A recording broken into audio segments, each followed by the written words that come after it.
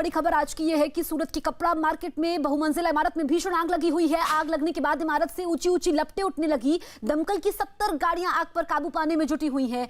रघुवीर मार्केट सूरत का सबसे बड़ा कपड़ा मार्केट है। बताया जा रहा है कि आग इतनी भीषण है कि उसे पूरी तरह बुझाने में 24 घंटे तक लग सकते हैं। बताया जा रहा है कि बाजार में करीब 50 से 60 करोड़ रुपए के कपड़े के नुकसान की आशंका है। एक्सक्लूसिव तस्वीरें आप देख पा रहे हैं न्यूज 18 इंडिया पर। 200 से ज्यादा दमकल कर्मी जुटे हुए हैं।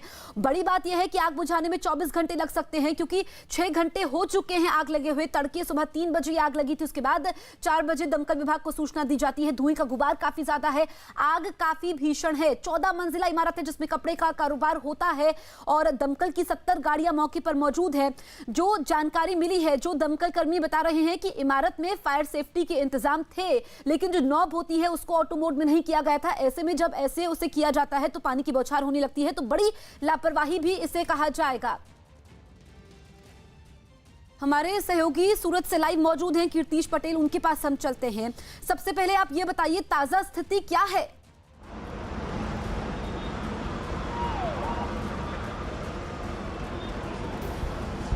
बिल्कुल, मैं आपको ताज़ा स्थिति बताने का प्रयास करूं। अभी आप दृश्य देख रहे हैं, लगातार सुबह 3 बजे लगी हुई आग अभी भी बुझने का नाम नहीं ले रही है। लगातार फायर दमकल के कर्मचारी पानी मार रहे हैं। आप देख रहे हैं एलिवेशन के चलते आग कंट्रोल में नहीं आई है। 6 घंटे हो चुके हैं, अभी भी 24 घंटे लगे ऐसी आशंका है। 70 फायर फाइटर लगे हुए हैं, 300 जवान काम पे लगे हुए हैं। हालांकि जिस तरह की आग है, 50 करोड़ से अधिक का नुकसान माना जा रहा है। जिस तरह से कपड़ा मार्केट में आग लगी, 18 मंजिल की ये पूरी इमारत आग की लपटों में आ चुकी है। हालांकि बाहर से पानी मारा जा रहा है, अंदर मार्केट में जा सके ऐसी कोई परिस्थिति नहीं। अंदर भी इतनी भयानक आग लगी हुई है कि दमकल के जो कर्मचारी वो अंदर नहीं पहुंच पा रहे। लगातार 70 से अधिक गाड़ियां पानी का मारा कर रही है। हालांकि एनडीआरएफ की टीम की मदद भी मांगी गई है और साथ में सूरत के नज़दीक में आए हुए हजीरा इलाका है, जहां पे ONGC, SR, L&T, Reliance, Kribhco, खास करके सभी कंपनियों के दमकल की गाड़ियां यहां पे मंगवाई गई है। लगातार हाइड्रोलिक प्लेटफॉर्म की मदद से आग पे कंट्रोल करने का प्रयास किया जा रहा है। पिछले 6 घंटों से लगातार दमकल विभाग के 300 से अधिक जवान है, वो लगातार पानी का प्रेशर बना के बिल्डिंग पे मार रहे हैं, लेकिन आग कंट्रोल में आने का नाम नहीं ले रही। अंदर से भी आग इतनी भयानक है। खास करके मैं कैमरामैन को बोलूँ, प्रदीप चौबे को बोलूँगा कि आपको विजुअल दिखाने का प्रयास करके लगातार 18 मार की मंजिल की ये पूरी इमारत है। पूरी इमारत के अंदर भीषण आग लगी हुई है। हालांकि जिस तरह का स्ट्रक्चर है, जिस तरह से एलिवेशन है, जो आग है और उसके साथ धुआं है, पूरा अंदर लॉक हो चुका है, वो बाहर नहीं आ पा रहा है।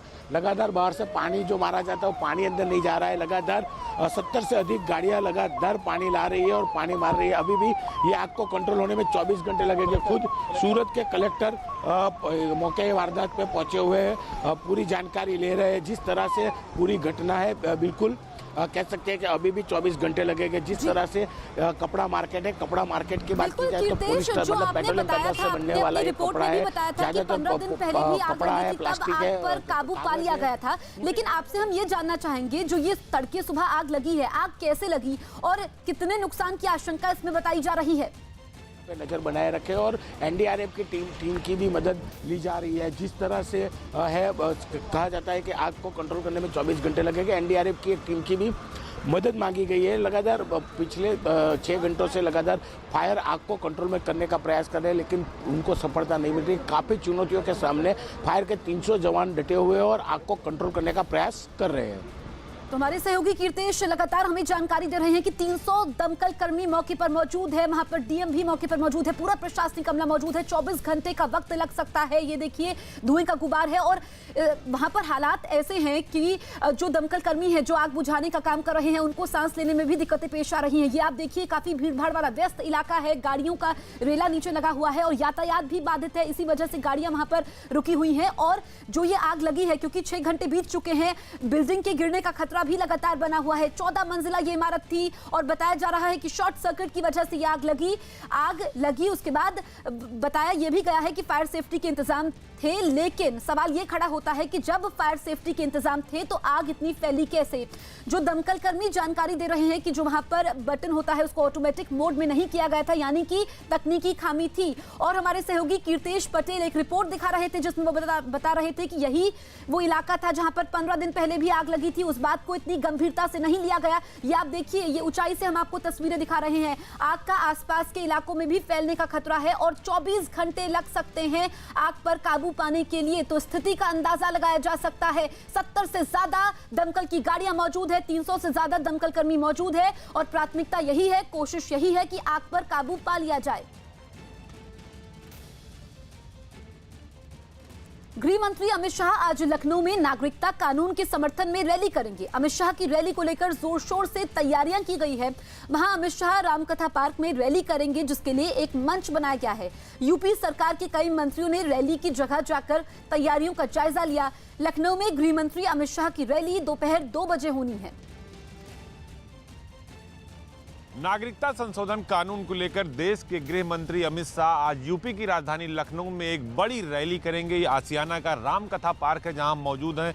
आपको दिखाना चाहेंगे वो तस्वीरें जो मंच बनकर तैयार हो रहा है और इसमें बाकायदा जो नारे लगे हुए हैं, 13 वैभव, अमर रहे मां, हम दिन 4 रहे न रहे। हालांकि नागरिकता संशोधन कानून को लेकर बीजेपी पूरे देश में रैलियां कर रही है। इस रैली में उत्तर प्रदेश के मुख्यमंत्री योगी आदित्यनाथ के साथ कई बड़े चेहरे भी मौजूद होंगे। रैली का जो स्थल है, पूरी तैयारियां पूरी हो गई। धीरे धीरे जो लोग हैं वो भी यहाँ आ रहे हैं और एक बहुत बड़ा मैदान है, इसमें भरने की कोशिश की गई। लगभग 50,000 लोगों को इकट्ठा करने की जो कोशिश है बीजेपी की तरफ से, वो तैयारी की गई। हालांकि जो केंद्रीय मंत्री हैं, गृह मंत्री हैं अमित शाह, लगभग 1 बजे लखनऊ के चौधरी चरण सिंह एयरपोर्ट पर पहुंचेंगे और वहां से 2 बजे इस रैली स्थल पर पहुंचेंगे। और कहा जा रहा है कि वहां से जब निकलेंगे तो बाई रोड आएंगे तो एक रोड शो का भी रूप उसको दिया जाएगा और फिर यहां आकर वो रैली को संबोधित करेंगे। और बीजेपी की यही कोशिश है कि नागरिकता संशोधन के कानून के बारे में लोगों को जानकारी दी जाए। हालांकि राजधानी लखनऊ में सीए के विरोध को लेकर 2 जगह महिलाओं का प्रदर्शन भी चल रहा है, लिहाजा प्रशासन की तरफ से पूरी तरह से सतर्कता भी बरती जा रही, क्योंकि गृह मंत्री अमित शाह का कार्यक्रम है जिसे लेकर सरकार और जो प्रशासन है दोनों की तरफ से कोई चूक ना हो, इसको लेकर तैयारियां पूरी कर ली गई हैं। वीडियो जर्नलिस्ट अखिलेश साथ अजीत सिंह, न्यूज 18 लखनऊ। लखनऊ की घंटाघर पर चल रही नागरिकता कानून के विरोध में रैली में शामिल महिलाओं के खिलाफ यूपी पुलिस ने एफआईआर दर्ज कर ली है। पुलिस ने रैली में शामिल महिलाओं पर 3 अलग-अलग एफआईआर दर्ज की है। लखनऊ की घंटाघर पर शुक्रवार की दोपहर से ही नागरिकता कानून के विरोध में रैली की जा रही है। प्रदर्शन कर रहे लोग कानून वापस लेने की मांग पर अड़े हुए हैं। उनका कहना है कि जब तक सरकार इसे वापस नहीं लेगी वो वहां से नहीं हटेंगे।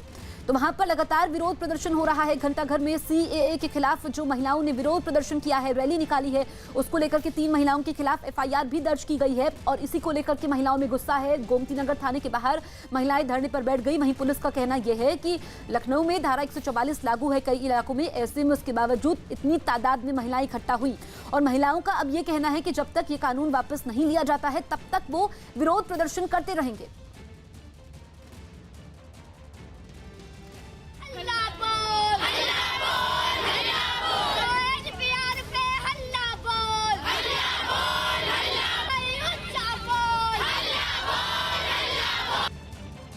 धरना देना हमारा कॉन्स्टिट्यूशनल हक है, प्रोटेस्ट करना हमारा कॉन्स्टिट्यूशनल हक है सर। अगर वो कहीं पे हमको कॉन्स्टिट्यूशन के अकॉर्डिंग हमको लिखा हुआ दिखा दें कि आप धरना नहीं दे सकते हैं, तो हम कहते हैं आप सारे को उठा लो, एक तरफ से सबको उठा लो और जेल भरो, आंदोलन शुरू करो। घर से जिस टाइम मेरा पहला कदम बाहर निकला है इस मकसद को लेकर के, तो हम फुल्ली मेंटली प्रिपेयर्ड होकर के यहाँ आए हैं कि गवर्नमेंट ने जो पूरे इंडिया में औरतों पे, बच्चों पे जुल्म ढाया है, जो भी जुल्म ढाया है वो जुल्म मेरे ऊपर भी ढाया जाएगा। तो एक एफआईआर नहीं, 50,000 एफआईआर ये करा लेंगे, इनकी जेलें कम पड़ जाएंगी। हम जेल जाने के लिए तैयार हैं। और देखिए हम लोग इतने खुले में बैठते हैं, कम्बल भी पुलिस उठा ले गई थी। हम लोगों को इस तरह से परेशान कर दिया जाता है, इतना परेशान किया जा रहा है, लेकिन हम लोग डटे हैं और डटे रहेंगे और अपनी इसी तरह से लड़ते रहेंगे जब तक गवर्नमेंट अपना एनआरसी वापस नहीं लेती है। वो नागरिकता कानून के खिलाफ चल रही प्रदर्शन पर बीजेपी नेता जीवीएल नरसिम्हा ने विपक्ष पर बड़ा हमला बोला है। जीवीएल ने आरोप लगाया कि शाहीन बाग और सीएए सिर्फ बहाना है और असली निशाना राम मंदिर है, क्योंकि कांग्रेस मंदिर के पक्ष में नहीं है। कुछ लोगों की दबाव में आकर के एक मुस्लिम ब्लैकमेल के तहत कांग्रेस, सीपीएम, तृणमूल कांग्रेस, सपा, ये सब लोग ये नाटक कर रहे हैं। यह मुस्लिम ब्लैकमेल क्यों हो रहा है? ये इसलिए हो रहा है, ये सीए ये तो बहाना है, शाहीन बाग में बैठे हुए किस व्यक्ति की या महिला की कानून नागरिकता छीनने जा रही है? ये किसी की नागरिकता तो लेने वाली कानून है ही नहीं सीएए। तो यह समझना चाहिए ये इकट्ठर सोच के पीछे क्या है। सीएए केवल बहाना है, राम मंदिर इनका निशाना है। लखनऊ के घंटाघर की ही तरह गोमती नगर में भी नागरिकता कानून के खिलाफ प्रदर्शन शुरू हो गया है। गोमती नगर में भी महिलाओं ने सीएए के खिलाफ धरना दिया। वहां प्रदर्शन कर रही महिलाओं ने आरोप लगाया कि वो शांतिपूर्ण प्रदर्शन कर रही थी। इसके बाद भी पुलिस ने जबरन उनका टेंट हटा दिया। प्रदर्शन को देखते हुए वहां बड़ी संख्या में पुलिस की तैनाती भी कर दी गई है। तो गोमती नगर में भी महिलाओं ने प्रदर्शन किया है और वहां पर महिलाओं ने पुलिस पर आरोप लगाए हैं कि वहां पर वो शांतिपूर्ण तरीके से प्रदर्शन कर रही थी, लेकिन उसके बावजूद पुलिस ने टेंट वहां से हटा दिए। दिल्ली के शाहीन बाग में नागरिकता कानून के विरोध में दिए जा रहे धरने में कांग्रेस नेता दिग्विजय सिंह भी पहुंचे। वहां जाकर उन्होंने सीएए का विरोध कर रहे लोगों से मुलाकात की। कुछ देर बाद दिग्विजय सिंह वहां से चले गए, लेकिन शाहीन बाग में धरना दे रही महिलाओं ने इसका विरोध किया। उनका कहना है कि अब वो इस विरोध प्रदर्शन में किसी राजनीतिक व्यक्ति को नहीं आने देंगी। देखिए, फ्री है यहाँ एंट्री सबकी, कोई भी आ सकता है, कोई भी आ सकता है, लेकिन जब तक इलेक्शंस हैं और जब तक हमारा जजमेंट नहीं आता इसके लिए 22 तारीख को, तब तक हमारी कोशिश रहती है कि कोई भी पॉलिटिकल लीडर स्टेज पे जाके स्पीच ना दे। पश्चिम बंगाल में कूच बिहार के दिनहाटा कॉलेज में पुलिस के सामने ही टीएमसी के 2 छात्र गुट आपस में भिड़ गए, जिसका एक वीडियो भी सामने आया। वीडियो में कुछ लड़के एक दूसरे पर ताबड़तोड़ डंडे चलाते दिखाई दिए। इस बीच वहां मौजूद एक पुलिस वाला मारपीट कर रहे लड़कों को रोकने की कोशिश करता रहा। इसी बीच सिर पर चोट लगने की वजह से एक लड़का सड़क पर गिर गया, लेकिन सड़क पर गिरने के बाद भी कुछ लड़के उस पर डंडे बरसाते नजर आए। बाद में मारपीट करने वाले लड़के वहां से भागने लगे, जिन्हें पकड़ने के लिए पुलिस का एक जवान उनके पीछे दौड़ता दिखाई दिया। हिमाचल प्रदेश के लाहौल स्पीति में जमकर बर्फबारी हो रही है। भारी बर्फबारी ने लोगों की मुश्किलें बढ़ा दी है।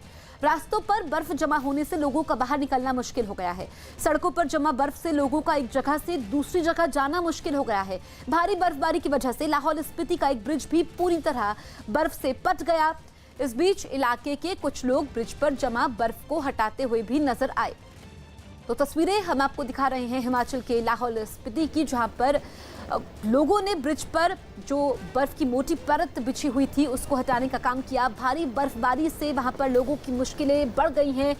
यातायात पर असर पड़ा है। ब्रिज पर कई फीट बर्फ की मोटी चादर बिछी हुई थी। ये देखिए, फावड़ों की मदद से लोग यहाँ पर पहुंचे हैं, खुद ही मोर्चा संभाला है। और ये बर्फबारी अब खतरनाक साबित हो रही है, क्योंकि जो लाहौल स्पीति से सटे हुए इलाके हैं, कई इलाकों का संपर्क कट चुका है। और जब इतनी ज़्यादा बर्फबारी होती है तो बिजली गुल हो जाती है, क्योंकि ट्रांसफार्मर में करंट लगने का खतरा होता है। तो तमाम मुश्किलें लोगों को पेश आती हैं। और ये जो बर्फबारी लगातार हो रही है, इसने लोगों की मुसीबत को बढ़ा दिया है। हिमाचल प्रदेश के केलांग में भारी बर्फबारी मुसीबत बनी हुई है। हालांकि लोग मुसीबतों का सामना करते हुए भी अपने रोजमर्रा के काम कर रहे हैं।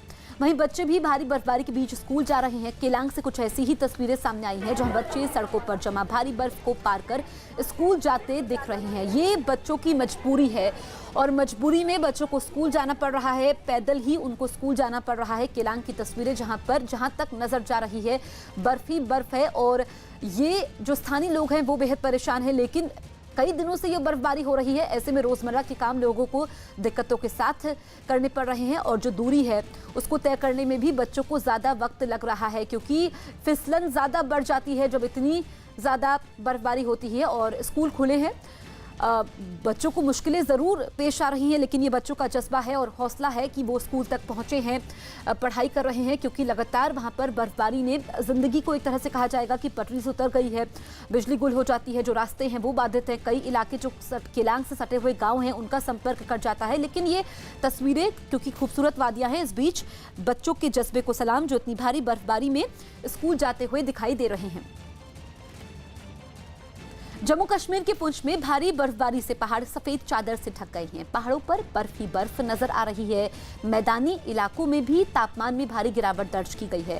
ठंड बढ़ने की वजह से लोग परेशान हैं और लोगों को अपने रोजमर्रा के काम करने में दिक्कतों का सामना भी करना पड़ रहा है।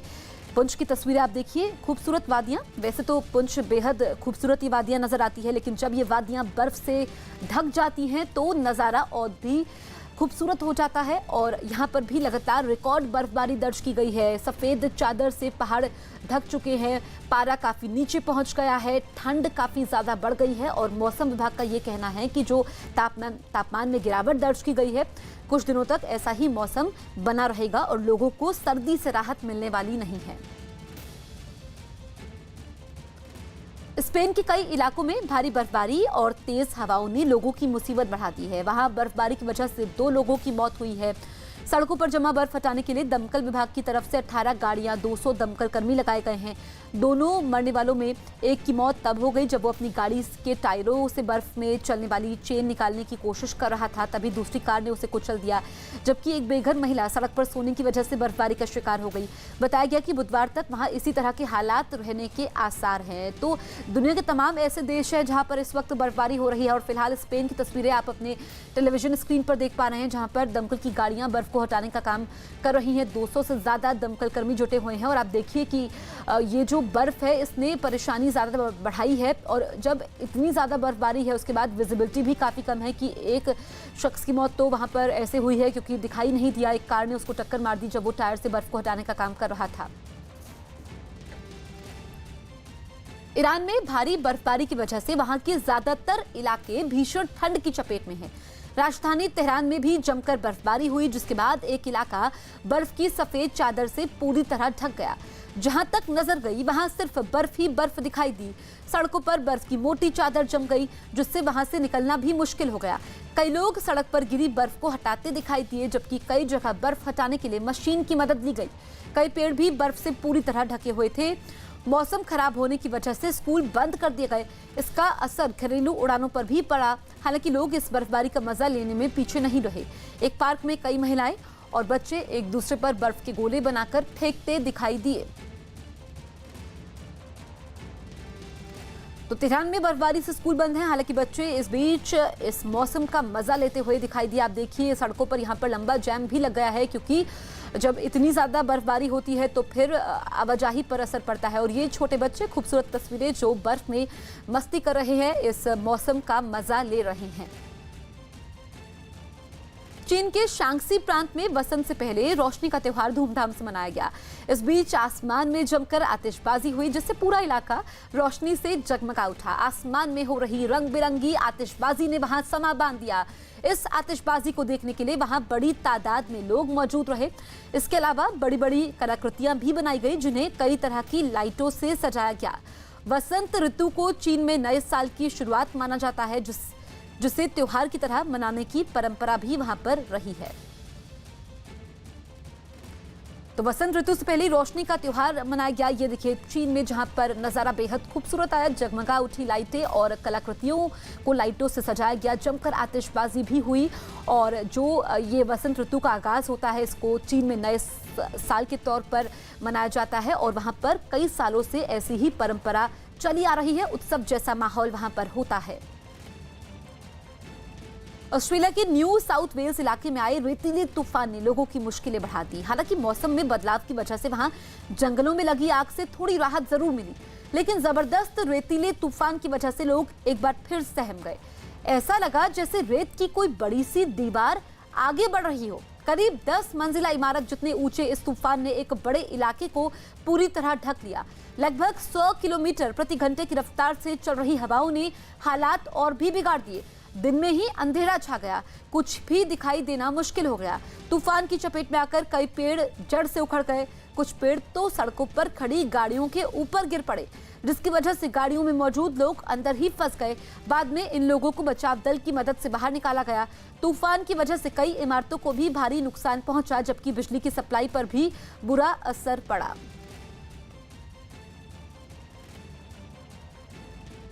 रेतीले तूफान के बाद दक्षिण पूर्वी ऑस्ट्रेलिया में ओलों के साथ तेज बारिश ने लोगों की मुश्किलें बढ़ाई। राजधानी कैनबरा में गोल्फ की गेंद जितने बड़े ओले गिरे, जिन्होंने सड़कों और मैदानों को पूरी तरह ढक लिया। ओले इतने बड़े थे कि इनकी चपेट में आने से बाहर खड़ी गाड़ियों के शीशे तक टूट गए। कई गाड़ियों को तो काफी नुकसान भी पहुंचा। ओलों की बारिश की वजह से मकानों की छत पर लगे कांच के रोशनदान तक टूट गए। ओले उनसे होकर अंदर गिरने लगे। ओलों के साथ तेज बारिश भी हुई। कई बड़े बड़े पेड़ टूटकर सड़कों पर गिर पड़े, जिसके बाद उनको काटकर रास्ता खोलने का काम भी शुरू किया गया। तो तस्वीरें हम आपको दिखा रहे हैं जहां पर बिजली सप्लाई पर भी असर पड़ा है और बड़े बड़े ओले यहां पर गिरे हैं, जिससे लोगों के लिए मुश्किलें ज्यादा आई हैं। आप देखिए कि यहां पर गाड़ियों के ऊपर भी ओले गिरे हैं और ये कैनबरा की तस्वीरें इस वक्त आप देख पा रहे हैं जहां पर ओलों की बारिश हुई।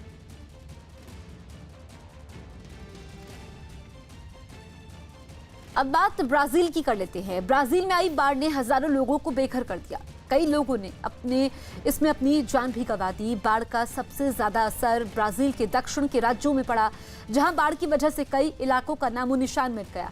ब्राजील के मिनस जेराइस राज्य में तो नदियां बेकाबू हो गई, सड़कों पर सैलाब आ गया। इस सैलाब के आगे जो आया वो बह गया। कहा जा रहा है कि 18 से ज्यादा लोग वहां सैलाब में बहने के बाद से लापता है। कई लोगों को बचा लिया गया, लेकिन कई लोगों ने बाढ़ में अपनी जान गंवा दी। मिनस जेराइस की तरह दूसरे राज्यों पर भी बाढ़ की मार पड़ी। इनमें एस्पिरितु सांतो राज्य में तो रात के वक्त बाढ़ ने भारी तबाही मचाई, जिसमें 6 लोगों की मौत हो गई। कई लोग लापता हैं, जिन्हें ढूंढने के लिए रेस्क्यू ऑपरेशन भी चलाया गया। ब्राजील में कई साल बाद हुई भारी बारिश को बाढ़ की बड़ी वजह माना जा रहा है। थाईलैंड के चॉनबुरी में एक तेज रफ्तार गाड़ी ने एक बच्ची को जोरदार टक्कर मार दी। बच्ची अपने पिता के पीछे सड़क पार कर रही थी, लेकिन तभी दूसरी तरफ से आ रही एक तेज रफ्तार गाड़ी ने उसे टक्कर मार दी। इससे पहले 5 साल की वो बच्ची सड़क किनारे बने अपने घर से दौड़ते हुए सड़क पार करती हुई नजर आई, लेकिन वो दूसरी तरफ से आ रही तेज रफ्तार गाड़ी को नहीं देख पाई और गाड़ी ने उसे जबरदस्त टक्कर मार दी। टक्कर इतनी जोरदार थी कि बच्ची सड़क पर ही करीब 20 फीट तक घिसटते हुए चली गई। टक्कर के बाद सड़क पर मौजूद एक आदमी तेजी के साथ बच्ची की तरफ दौड़ा, उसे उठाने की कोशिश करने लगा, जबकि गाड़ी में सवार लोग भी भागकर बच्ची के पास पहुंचे। बच्ची की हालत देखकर टक्कर मारने वाले ने ही उसे अपनी गाड़ी से अस्पताल पहुंचाया। हालांकि इस हादसे में बच्ची को हल्की चोटें ही आई थी, जिसकी वजह से उसे फर्स्ट एड देकर घर भेज दिया गया। गुजरात के नवसारी में एक भजन कार्यक्रम के समय भजन गाने वाली गायिका पर लाखों रुपए लुटा दिए गए। नवसारी में लोक गायिका अल्पा पटेल के कार्यक्रम में भजन गाने के समय लोगों ने 2-2 हजार और 500-500 के नोट उड़ाए। इससे पहले भी कई मौकों पर देखा गया कि गुजरात के अलग अलग हिस्सों में होने वाले भजन कार्यक्रमों में नोट उड़ाए जाते हैं।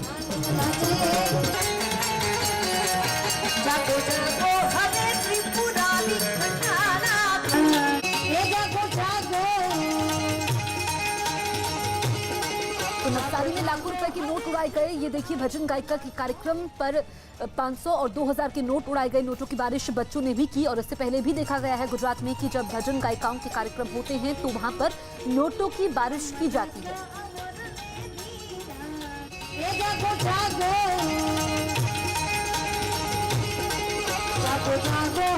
माता जी का मंदिर का नवनिर्माण कार्य हो रहा है, इसीलिए भव्य लोक डायरा का आयोजन किया गया। इसमें खूब मोटी संख्या में भाविक भक्तजनों ने भाग लिया।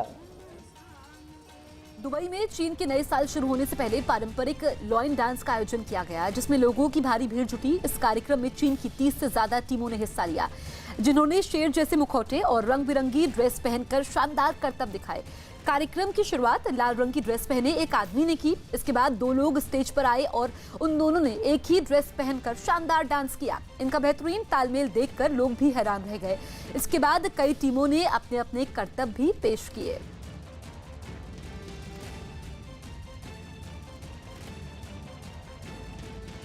केरल के त्रिशूर में 1000 से ज्यादा कारीगरों ने मिलकर दुनिया का सबसे लंबा केक बनाने का नया वर्ल्ड रिकॉर्ड बनाया। 5 किलोमीटर से ज्यादा लंबे इस वनीला केक को तैयार करने के लिए 12000 किलो चीनी और आटे का इस्तेमाल किया गया। इसे बनाने में करीब 4 घंटे का वक्त लगा। कारीगरों की इस कामयाबी को गिनीज बुक में दर्ज किया गया। इससे पहले दुनिया के सबसे लंबे केक का रिकॉर्ड चीन के नाम दर्ज था, जहां 2018 में करीब 3 किलोमीटर लंबा केक तैयार किया गया था।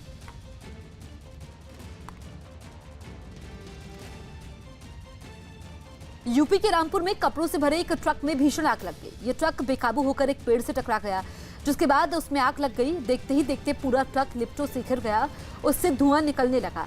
जानकारी मिलते ही फायर ब्रिगेड वहां पर पहुंची। आग बुझाने में जुट गई। दमकल कर्मी ट्रक पर एक पाइप से पानी की बौछार करते रहे। थोड़ी देर बाद आग पर काबू भी पा लिया गया, लेकिन इस हादसे में ट्रक काफी हद तक बर्बाद हो चुका था। हालांकि पेड़ से टकराने के बाद ही ड्राइवर और क्लीनर ट्रक से कूद गए, जिससे उनकी जान बच गई। तो यूपी के रामपुर में ट्रक में आग लगी और वहां पर ट्रक को काफी नुकसान भी पहुंचा, क्योंकि दमकल विभाग को सूचना दी गई थी। जब तक दमकल कर्मी पहुंचे तब तक आग ने पूरे ट्रक को अपनी चपेट में ले लिया था। राहत की बात यह रही कि ट्रक के ड्राइवर और क्लीनर ने समय रहते ट्रक से कूदकर अपनी जान बचाई। गुजरात के सूरत में कुछ लोग जान को खतरे में डालकर खिड़कियों से चलती बस में घुसने लगे। बताया गया कि यह बस सूरत से दाहोद जा रही थी, जहां कई लोग चलती बस में खिड़कियों से घुसते दिखाई दिए। बस की रफ्तार एक तिराहे पर कुछ कम थी और इसी का फायदा उठाकर ये लोग खिड़कियों से बस में घुसने लगे। बस चलती रही और देखते ही देखते एक एक कर कई लोग उसमें घुसते गए। आगे जाकर बस की रफ्तार कुछ तेज हो गई, लेकिन तब भी लोग बस में चढ़ने की कोशिश में उसके साथ साथ दूर तक दौड़ते रहे। तो ये देखिए कि अपनी जान को खतरे में डालकर खिड़कियों से बस के अंदर चलते रहे। और बड़ी बात यह है कि बस लगातार चल रही थी, चलती बस में इन लोगों ने घुसने की कोशिश की। गुजरात से ये तस्वीरें सामने आई हैं। पंजाब के अंबाला में कुछ महिलाओं ने एक आदमी को पकड़कर पीट दिया। आरोप है कि आदमी सड़क से गुजरने वाली छात्राओं से अश्लील हरकतें करता था, जिससे परेशान छात्राओं के परिवार वालों ने आदमी को अश्लील हरकतें करते हुए पकड़ा, उसे पीटने लगी। इस बीच आसपास के लोगों की भीड़ भी मौके पर जुट गई, लेकिन नाराज महिलाएं नहीं रुकी और आरोपी को पीटती रही। इस बीच कई और महिलाएं भी वहां पहुंच गई और आरोपी के कपड़े उतारकर उसे पीटने लगी। काफी देर तक हुए इस हंगामे के बाद पुलिस भी पहुंच गई और आरोपी को हिरासत में ले लिया।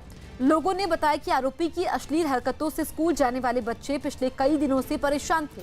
पुलिस अधिकारियों ने भी जांच के बाद सख्त कार्रवाई का दावा किया। कई दिनों से उस चौक पे बैठा होता है और बच्चे बता रहे हैं भी ऐसी हरकतें करता है, रोज करता है। वो बच्चे डर के मेरे घर पे बताते नहीं है, शर्म करते हैं।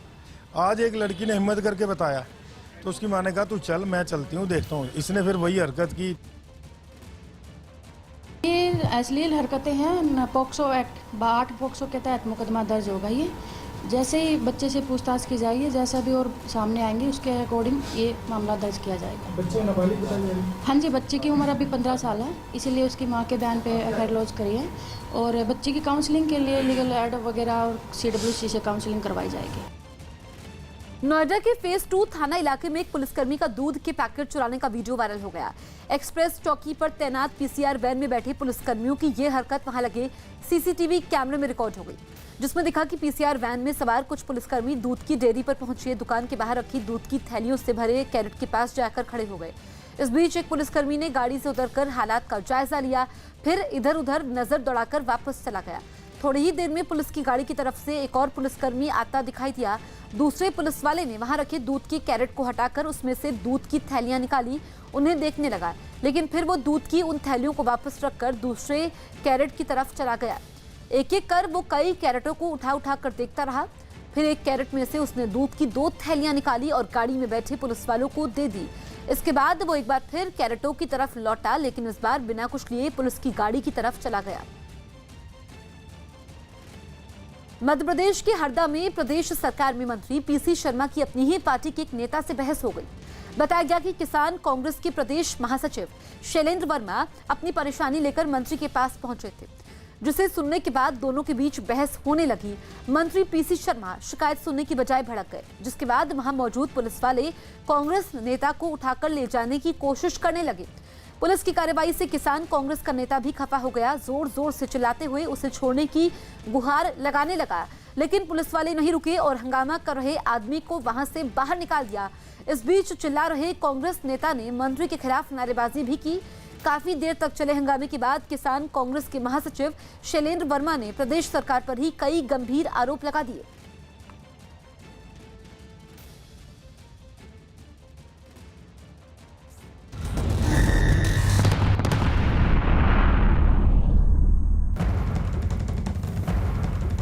और एक बड़ी खबर इस वक्त आ रही है दिल्ली की सियासत से जुड़ी।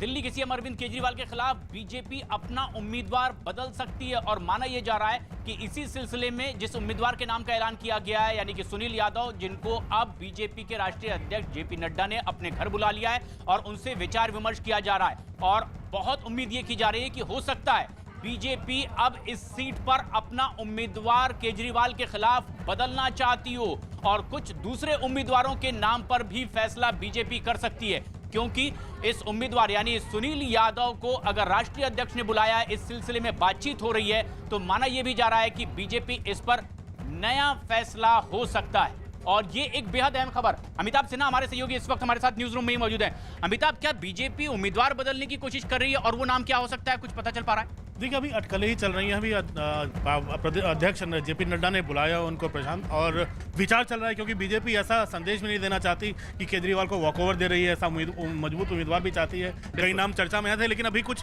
कंक्रीट थोड़ी देर में निकल कर आएगा, लेकिन विचार चल रहा है। ये विचार चल रहा है कि बीजेपी केजरीवाल के खिलाफ अपना उम्मीदवार बदल सकती है। देता हूं, यह सिर्फ नया वर्ष ही नहीं बल्कि एक नया दशक शुरू हुआ है। मैं कामना करता हूं कि यह नया दशक आप सबके लिए अच्छा स्वास्थ्य, दीर्घायु, प्रगति, प्रसन्नता और शांति लेकर के आए। दोनों देशों में संक्रांति का पर्व उल्लास के साथ पिछले हफ्ते मनाया गया। इस पर्व के अवसर पर भी मैं आप सबको शुभकामनाएं देना चाहूंगा। एक्सेलेंसी, इस नए साल और नए दशक की शुरुआत में ही हम आज के इस शुभ कार्य में एक साथ शामिल हो रहे हैं। यह अत्यंत हर्ष का विषय है। पिछले 5 महीनों में हम दूसरी बार दोनों देशों के बीच बायलैटरल प्रोजेक्ट्स का उद्घाटन वीडियो लिंक्स द्वारा कर रहे हैं। यह भारत नेपाल संबंधों के विस्तार और तेज विकास का प्रतीक है। फ्रेंड्स, नेपाल के चहुमुखी विकास में नेपाल की प्राथमिकताओं के अनुसार भारत एक विश्वसनीय पार्टनर की भूमिका अदा करता रहा है। नेबरहुड फर्स्ट मेरी सरकार की प्राथमिकता रही है और क्रॉस बॉर्डर कनेक्टिविटी को बढ़ाना इस पॉलिसी का एक प्रमुख ध्येय है। बेहतर कनेक्टिविटी का महत्व तब और भी बढ़ जाता है जब बात भारत और नेपाल की होती है, क्योंकि हमारे संबंध सिर्फ पड़ोसियों के ही नहीं है।